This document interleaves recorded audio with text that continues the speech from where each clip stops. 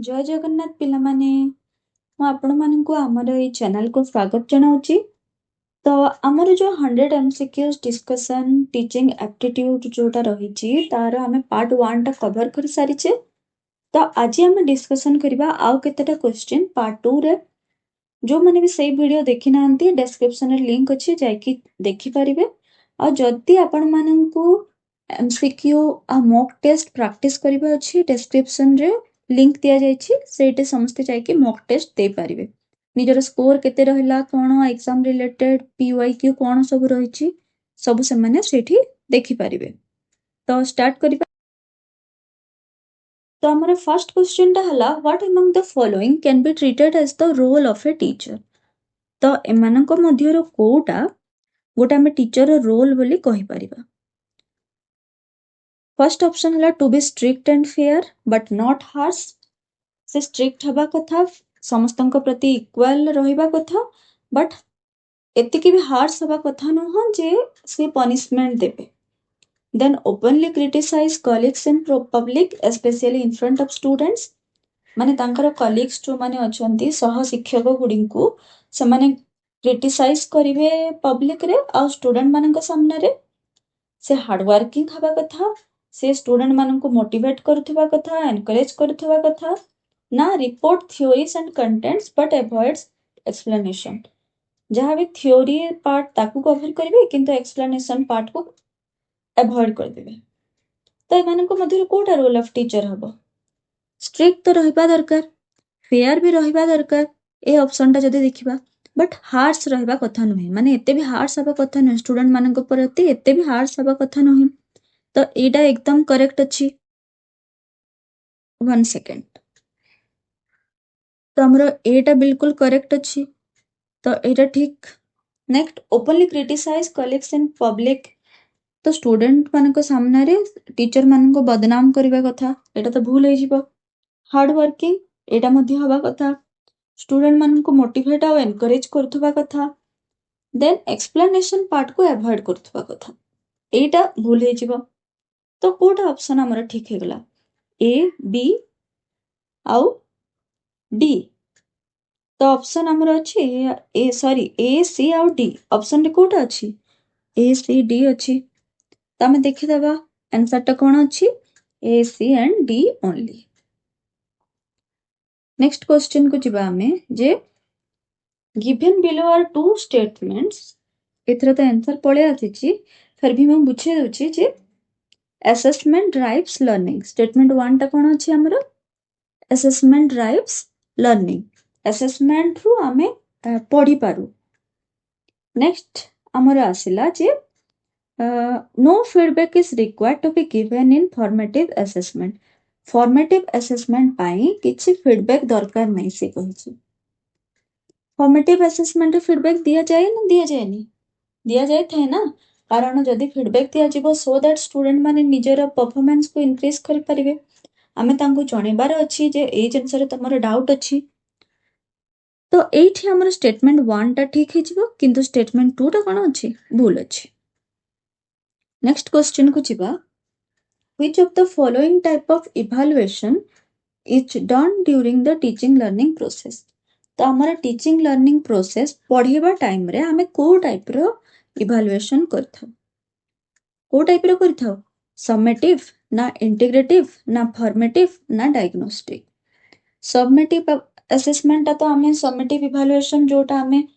Course सरला परे करिथौ पाठ पढ़ा टीचिंग लर्निंग प्रोसेस ता कंप्लीट हला परे करा जेथे। तो समेटिव तो हबनी इंटीग्रेटिव मध्ये हबनी तो कोन हे जीवन आंसर फॉर्मेटिव। तो ड्यूरिंग टीचिंग लर्निंग जो हमर इवैल्यूएशन किंबा असेसमेंट करा जायथे सेटा हला फॉर्मेटिव आउ शिक्षादान र शेष रे जोटा करा जायथे सेटा हला समेटिव। नेक्स्ट हमें देखिबा मैच लिस्ट 1 विथ लिस्ट 2 देछि। तो फर्स्ट लिस्ट रे अछि formative evaluation summative evaluation criterion reference evaluation और नॉर्म रेफरेंस इवैल्यूएशन। आ हमर ऑप्शन लिस्ट 2 रे अछि compares one student with another student ए सब जिंस अछि। तो आम फॉर्मेटिव इवैल्यूएशन देखिदबा फॉर्मेटिव इवैल्यूएशन टा कोथरे हबो compare one student with another student तो हबनी compares the progress of a student against pre specified standard भी हबनी used primarily for motivational and monitoring purpose of learning तो एटा हबो तो फॉर्मेटिव इवैल्यूएशन रो काम कोन जे से student माननकु motivate करिवो कोथि पई जे से माने केमिति के आगो को जिवे केमिति तांकर तांको मॉनिटर करिवो तो हमर ए रहि गेला करेक्ट 3 टा नेक्स्ट बी टा कोटा हिजबो यूज्ड प्राइमरीली फॉर ग्रेडेशन तो हम समेटिव असेसमेंट कोथि पई यूज करिथाउ ग्रेडेशन पई यूज करिथाउ तो बी रहि जिवो आईवी देखिबा कोटा अछि बी रहि गेला ए हे गेला 3 बी हे गेला आईवी एथि भी तमे जानि परिबो किंतु हमें चेक कर देबा जे क्राइटेरियन रेफरेंस्ड इवैल्यूएशन माने कोन ना तेथरे गोटे क्राइटेरिया किंबा गोटे स्टैंडर्ड थिबो ता संगरे स्टूडेंट मानकर जहा भी रिजल्ट अछि ताको कंपेयर करा जिवो तो क्राइटेरियन रेफरेंस टेस्ट कोटा हिजिवो हमर बी टा हिजिवो सॉरी सी टा हिजिवो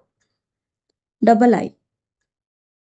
against pre specified standard आ नॉर्म रेफरेंस टेस्ट रे कोन हबो ना स्टूडेंट मानकर जहा भी स्कोर अछि ता सेटा अनदर स्टूडेंट संगरे कंपेयर हो नॉर्म रेफरेंस रे it compares one standard with another student किंतु क्राइटेरियन रेफरेंस रे स्टूडेंट मानकर स्टैंडर्ड को गोटे प्री डिफाइंड क्राइटेरिया संगरे कंपेयर करा जाता जेमिति हमर सीटीईटी एग्जाम हेते 90 रु ऊपर आनिले पास तो हमर ऑप्शन कोटा हिजबो करेक्ट ऑप्शन बी टा हमर हिजबो करेक्ट नेक्स्ट हमें देखिबा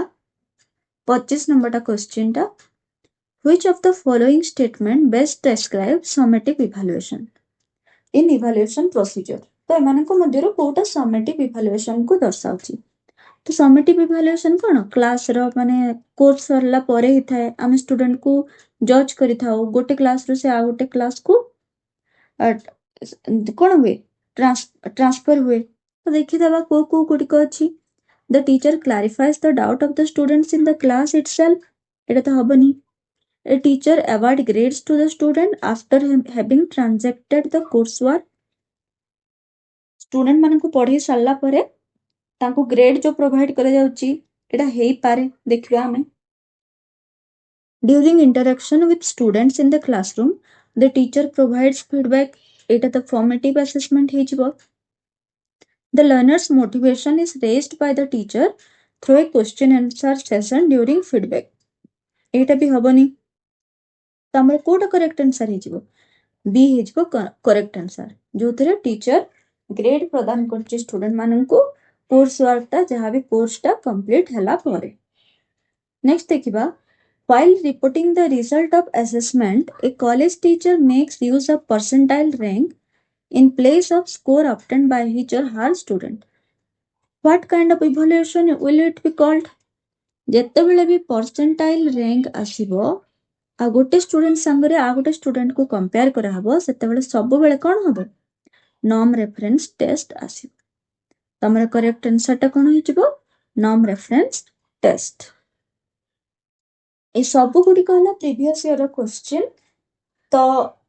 एको टिक भलो हिसाब रे हमको देखिबार अछि डायरेक्ट ए क्वेश्चन न आसले भी यार मॉडिफिकेशन करके दबो सब बेले प्राय ए टॉपिक ऊपर ही रिपीट हे थाए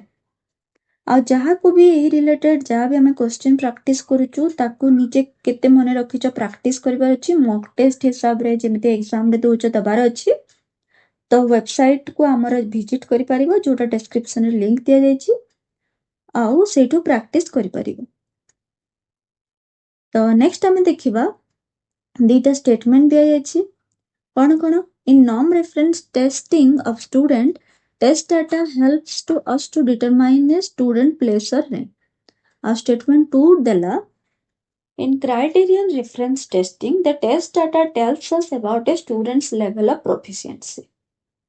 तो हमें कौन जानले नॉर्म रेफरेंस रे हमें रैंक प्रदान करछु स्टेटमेंट 1 टा करेक्ट हे गला क्राइटेरियन रेफरेंस रे हमें कौन लेवल ऑफ प्रोफिशिएंसी देखि थाउ तो क्राइटेरियन रेफरेंस भी ठीक है गला तो जोठी बोथ स्टेटमेंट 1 एंड 2 करेक्ट थिबो सेटा हिजबो हमरो आंसर टा तो ऑप्शन कोटा करेक्ट हिजबो ए हिजबो हमरो करेक्ट आंसर नेक्स्ट देखिबा which of the following sequence correctly reflects the development of teaching support system in Indian higher education एମାନଙ୍କ मध्यरु कोटा करेक्टली रिफ्लेक्ट करूची जो हमर teaching support system higher education रे अछि audio visual oral oral visual ICT based ना बीटा हे जीवो oral oral visual audio visual ICT based ना विजुअल ना ऑडियो विजुअल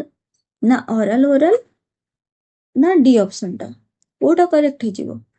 को सीक्वेंस टा करेक्ट हे जीवो हमर development of teaching support system in Indian higher education कोटा हे जीवो करेक्ट फास्ट रू टीचर माने हमको पढ़ी थांती जो चॉक एंड टॉक मेथड हे गला जहां भी हमें क्लासरूम में डिस्कशन करूछु तो सेटा कोन हे गला हमरो ओरल ओरल मेथड नेक्स्ट हमें हमको किछि मॉडल्स डायग्राम्स देखा जाय था तो सेटा हे जीवो विजुअल ऑडियो विजुअल रे हमको जो मल्टीमीडिया किंबा टीवी रे किछि देखा जीवो लैपटॉप किंबा स्मार्ट बोर्ड रे किछि यदि समान देखो जंती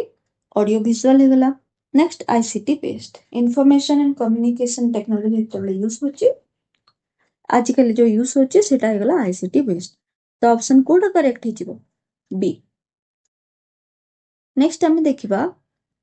the use of teaching ads is justified on the ground of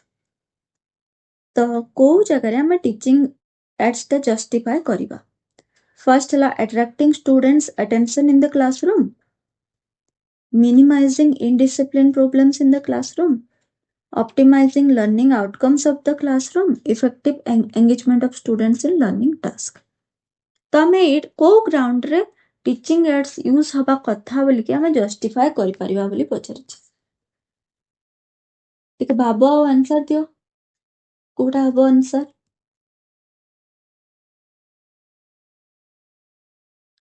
तो हम जदि देखिबा attracting students attention in the classroom teaching aids लगेले स्टूडेंट अटेंशन नो डाउट रहिबो एटा भी ठीक अछि minimizing indiscipline problem in the classroom teaching aids देखेले से माने इंटरेस्टेड हेबा और इनडिसिप्लिन मध्ये क्रिएट हबनी एटा भी ठीक अछि optimizing learning outcomes of the student एटा भी ठीक अछि effective engagement of students in learning task एटा भी ठीक अछि तो जदि चारिटा जाक ठीक अछि हमको देखिबार अछि मोस्ट एप्रोप्रिएटली कोटा करेक्ट अछि नो डाउट हमें अट्रैक्ट कर देला स्टूडेंट मानन को डिसिप्लिन टाको मेंटेन कले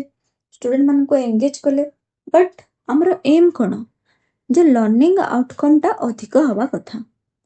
तो आंसर हमरो कोटा हि जीवो ऑप्शन सी जोटा हैला optimizing learning outcomes of the students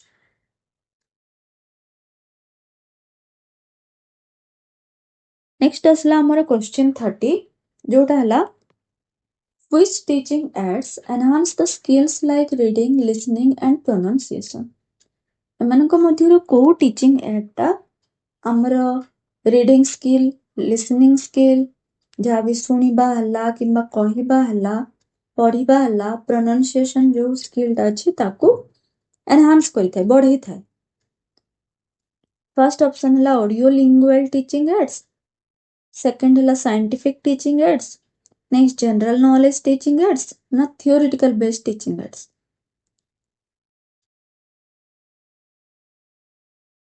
Kota हे जीवो हमर आंसर प्रोनाउंसिएशन अछि पढ़िबा अछि सुनिबा अछि तो ए सब कोथरे आसीबो हमरो ऑडियो लिंगुअल टीचिंग एड्स रे पळे आसीबो तो हमरा ऑप्शन ए टा हे जीवो करेक्ट नेक्स्ट हमरो 31 नंबर क्वेश्चन हला the major objective of education is हमरो एजुकेशन रो मेजर ऑब्जेक्टिव टा कोन छै पचरिछि फर्स्ट हला reforming the society making student discipline developing inherent abilities or power of students, making student followers of teachers. कोटा हिजबो हमरो ठीक आंसर दी तीनटा आंसर ठीक लागु थाई पारे किंतु भलो से पढ़ी कि को आंसर टा एप्रोप्रिएट हबो सबुठु ठीक हबो सेटा बाछिवार अछि हमको रिफॉर्मिंग द सोसाइटी भी ठीक अछि स्टूडेंट को डिसिप्लिन करिवार भी ठीक अछि बाकी सबुठु मेन जिंस कोन जे स्टूडेंट माननका पाखरे एबिलिटीज डेवलप करिवार जति एबिलिटीज डेवलप हमें करिवा तांक पाखरे पावर डेवलप करिवा सोसाइटी ऑटोमेटिकली कोन हबो सोसाइटी रिफॉर्म हबो आ स्टूडेंट माने मध्ये डिसिप्लिन हेबे तो हमर आंसर जो रहिछि सी सेटा हिजो करेक्ट जोटा हला डेवलपिंग एबिलिटीज और पावर ऑफ स्टूडेंट्स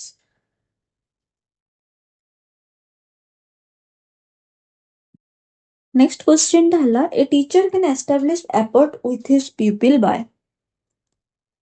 टीचर टा केमिति माने स्टूडेंट संगरे गोटे केमिति रहबा कथा फर्स्ट ऑप्शन हला becoming a figure of authority हेके रहबा कथा सब माने इंस्ट्रक्ट करबा कथा ना impressing them with knowledge and skill जहाँ तांको पाखरे नॉलेज और स्किल अछि सेथिरे तांको इम्प्रेस करबा कथा स्टूडेंट माननकु ना playing the role of a guide with desire to help them ना सेमाननकु गोटे गाइड हिसाब रे हेल्प करबा कथा जेतेबेले सेमानकर दरकार होछि सेतेबेले तांको इच्छा निजर इच्छा रे स्व इच्छा रे हेल्प करबा दरकार ना becoming a friend to the peoples ना स्टूडेंट मानक संगरे फ्रेंड हेके रहबा कथा कोडा हिजो करेक्ट सबुठु मोस्ट डिजायरेबल आंसर टा कोडा हबो द मोस्ट डिजायरेबल आंसर हिजो playing the role of a guide with desire to help them गोटे गाइड हिसाब रे टीचर काम करबा दरकार जेतेबेले भी स्टूडेंट मानकर किछि प्रॉब्लम होछि ना किछि तांकर डाउट होछि टीचर सब बेले सॉल्व करबा दरकार गाइड करबा दरकार तो कौन हो गला हमर answer playing the role of a guide with desire to help them next असला for formulating the curriculum with factor is most important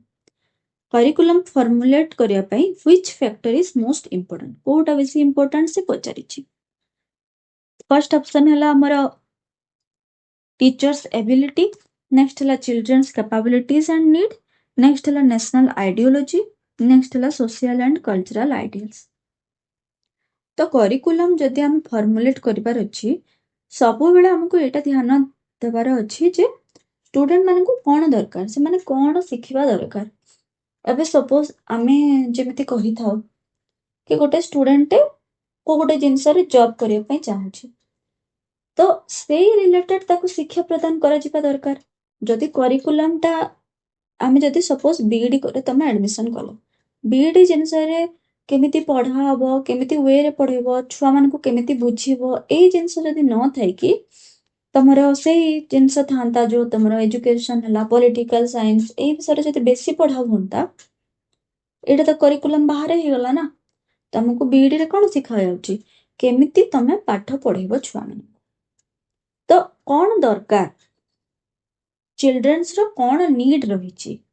set देखि कि हमको फॉर्मुलेशन करबार अछि करिकुलम तो को आंसर करेक्ट ही जिवो चिल्ड्रंस कैपेबिलिटीज एंड नीड्स जदि आमे 10th क्लास रो पाठ को जदि 6th क्लास रो पाठ रे भरि दबा छुआ माने बुझी परिबे कि परिबेनी तो ऑप्शन बी हिजबो करेक्ट नेक्स्ट असला each child grow in its own unique way the wide individual difference are caused by तो स्टूडेंट माने गोटे निजर यूनिक वे रे बढ़ंती किंतु जो इंडिविजुअल डिफरेंस अछि सेटा कहा द्वारा हिथे से पचारिछि एटा हेरिडिटी द्वारा हिथे ना एंडोमेंट द्वारा हिथे ना एनवायरमेंटल इन्फ्लुएंस द्वारा हिथे ना सब जदि तुमको दीटा आंसर खंडे करेक्ट लागुची आउ किंतु all of this Madhya answer अछि तो आमे कोन करबा all of this Madhya answer करि परिबा हेरिडिटी माने तारो जहाँ भी पेरेंट्स करो कोन थिला सब नॉलेज कोन सेही हिसाब रे सेटा मध्य इफेक्ट करिवो एंडोमेंट माने हला कौन ना जदि पैसा देकी गोटे भल स्कूल का किंबा कॉलेज रे लिखा होची जोठी टीचर माने छुआ मानकर पछरे लागिचंती पाठ पढ़िया पे नो डाउट से छुआ भल पढ़िबो एटा भी इफेक्ट पकोची एनवायरमेंटल से को एरिया रे रहउची सेटा भी इफेक्ट पकेबो तो हमर आंसर कोन होई जिवो all of this. Next question देखिबा if majority of students in your class is weak you should तो जदि आम क्लास रे मेजॉरिटी स्टूडेंट वीक अछंती तो आम कौन करबा दरकार गोटे टीचर कौन करबा दरकार। फर्स्ट ऑप्शन है not care about intelligent student मानकर केयर करबनी keep your speed of teaching fast so that students comprehension level में इंक्रीज पाठ पढ़ाटा को फास्ट करबा दरकार keeping your teaching slow which can also be helpful to bright student teaching को slow करबा सो दैट ब्राइट स्टूडेंट जो माने भलो स्टूडेंट अछि तांको पई हेल्पफुल हबो ना keep your teaching slow along with some extra guidance to bright people ना हमर टीचिंग प्रोसेस को स्लो करबा ता सांगरे सांगरे जो माने भलो पढुचंती ब्राइट स्टूडेंट अछंती समान को एक्स्ट्रा गाइडेंस प्रोवाइड करबा कोटा हे जिवो करेक्ट आंसर। जदि बहुत सारा स्टूडेंट हमर वीक अछंती आ किछि ही भलो स्टूडेंट अछंती तो हमको टीचिंग प्रोसेस टाको स्लो रखा पड़ो सो दैट से बुझी पारे आ जो माने भी भल पढ़ुचंती तांको किछि एक्स्ट्रा गाइडेंस हमें प्रोवाइड करबा तो को ऑप्शन हमर करेक्ट हिजबो option number D. Next question देखिबा there are so many definitions of learning which of the following is most adequate तो एथरे बहुत सारा डेफिनेशन दिया जेछि लर्निंग रो कोटा करेक्ट बोली पचारिछि एडे सब बेले प्राय क्वेश्चन रे आसी थाए तो फर्स्ट हमर ऑप्शन है मॉडिफिकेशन ऑफ बिहेवियर ना डेवलपमेंट ऑफ स्किल्स ना एक्विजिशन ऑफ नॉलेज ना ऑल ऑफ दिस कोटा ठीक है जीवो करेक्ट मोस्ट एडिक्वेट पचारिछि से कोटा मोस्ट एडिक्वेट तो मोस्ट एडिक्वेट जोटा सेटा है जीवो modification of behaviour learning is modification of behaviour. Next question देखिबा teachers to study the educational philosophy because teacher टा एजुकेशनल फिलोसॉफी पढ़िबा दरकार कोन पे पढ़िबा दरकार they do not no it कारण से माने जानि नाहंती ना they do not have their own philosophy तांकर निजर फिलोसॉफी न थाए सेति पई ना philosophy is the backbone of all discipline सबूर डिसिप्लिन रो बैकबोन होची philosophy. Next they may improve their work by clarifying their own philosophy ना से माने तांकर वर्क को इम्प्रूव करि परिबे तांकर फिलोसॉफी सब टीचर गोटे गोटे निजर फिलोसॉफी थाए ताकू से क्लैरिफाई मॉडिफाई करिकि तांकर वर्क को इम्प्रूव करि परिबे कोटा हिजबो आंसर तो हमर आंसर डी टा हिजबो करेक्ट जोडा they may improve their work by clarifying their own philosophy. Next question देखिबा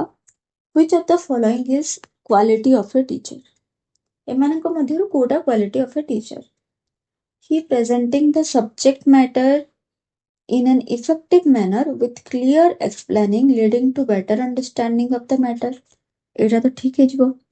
जैसे सब्जेक्ट मैटर को गोटे इफेक्टिव वे रे बेटर अंडरस्टैंडिंग स्टूडेंट माने जेमिति बुझी पारिबे सेही वे रे पढाउचंती। Next he should be train to various teaching methodologies तो से पढ़िबार विभिन्न प्रणाली जानि थांती एटा भी जो correct. He should be trained to various teaching methodologies. Then he should know the child psychology. Child माने कौन भावुचंती कौन child psychology मध्य से जानी थी दरकार all of this तो कोटा क्वालिटी ऑफ ए टीचर ही जीवो all of this सब तो ही गला ना क्वालिटी ऑफ ए टीचर रे आसुची तो हमरा ऑप्शन डी टा ही जीवो करेक्ट। नेक्स्ट आसिला which characteristics from the following is least concerned with the teacher एमानक मध्यरु को कैरेक्टरिस्टिक टा टीचर संगे लिस्ट कंसर्न फर्स्ट ऑप्शन हला हमर command over subject matter respect from college management ना गुड rapport with students ना effective verbal communication Kota ही list concern तो subject matter तो से जानी थिबा दरकार इफेक्टिव वर्बल कम्युनिकेशन भी भल से कही पारुथबा कथा स्टूडेंट मानक संगे तांकर गुड रिलेशन थिबा दरकार then respect from college management यार बेसी काम नहीं कारण कॉलेज में बहुत जन स्टूडेंट माने टीचर थांती जहां को कॉलेज मैनेजमेंट तरफ रेस्पेक्ट मिली न थे यार मतलब तो एटा नहीं ना से माने गोटे खराब टीचर से माने मध्ये भलो टीचर तो रेस्पेक्ट फ्रॉम कॉलेज मैनेजमेंट गोटे list concern with a teacher next देखिबा the most important challenge before a teacher is गोटे टीचर प्रति माने ता सामने गोटे इंपोर्टेंट चैलेंज कौन to maintain discipline in the classroom, to make students do their homework, not to prepare question paper, not to make teaching learning process enjoyable. से तो different methodology रे पढ़ी कि डिसिप्लिन मेंटेन कर दे पारिबो स्टूडेंट मान को homework मध्ये माने करे दे पारिबो कि हां पेरेंट्स को कॉल करिवो सो दैट पेरेंट्स होमवर्क करे देबे क्वेश्चन पेपर भी प्रिपेयर करि पारिबो किंतु सबुदिन टीचिंग लर्निंग प्रोसेस एंजॉयबल करवाटा गोटे चैलेंज टीचर पर कारण सबुदिन एमिति वे रे पाठ पढ़ाटा को रिप्रेजेंट करिवार अछि ताहा स्टूडेंट माने माने खुशी रे ग्रहण कर परिबे एंजॉय करि परिबे क्लास ता तांको बोर लागिवनी तो यार आंसर हमर कोन हिजिबो ऑप्शन नंबर डी जोटा हला to make teaching learning process enjoyable